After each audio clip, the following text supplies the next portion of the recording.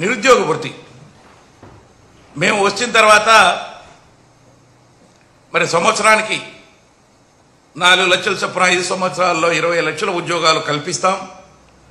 ఈ లోపల మరి ఉద్యోగం రాని వారికి మరి 3000 లెక్కన నిరుద్యోగ వృత్తిని కూడా మంజూరు చేస్తామని చెప్పేసి ఎన్నికలలో మేనిఫెస్టోలో చెప్పడం జరిగింది. మరి అదేవిధంగా అవుట్సోర్సింగ్ అంగన్వాడీలకు కూడా న్యాయం చేస్తాము. వాళ్ళకు కూడా ఒక ఉద్యోగ భద్రత కల్పిస్తాము. అదేవిధంగా ప్రతి ఏటా కూడా ఒక జాబ్ చార్ట్ను కూడా ఏర్పరిచి దాని ప్రకారంగా సిస్టమేటిక్గా ఉద్యోగులు కూడా కల్పిస్తామని చెప్పారు. ఎక్కడ అవి జరగట్లా.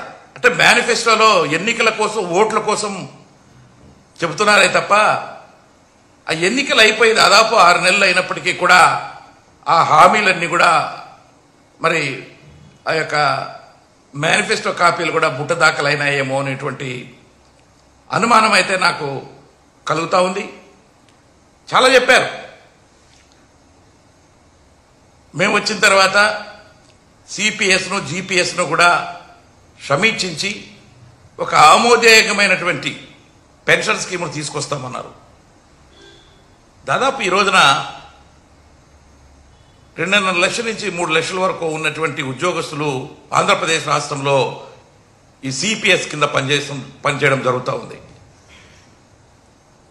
వాళ్ళకి మీరు ఇచ్చినటువంటి హామీ దాని మీద ఎక్కడ ఇంతవరకు ఒక మీటింగ్ కానీ ఎక్కడ పరిశీలించినటువంటి దాఖలాలు అయితే లేవు.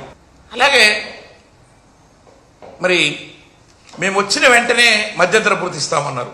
వచ్చిన వెంటనే మంచి పిఆర్సీని ఇస్తామన్నారు. ఏమైనాయి ఇవన్నీ కూడా?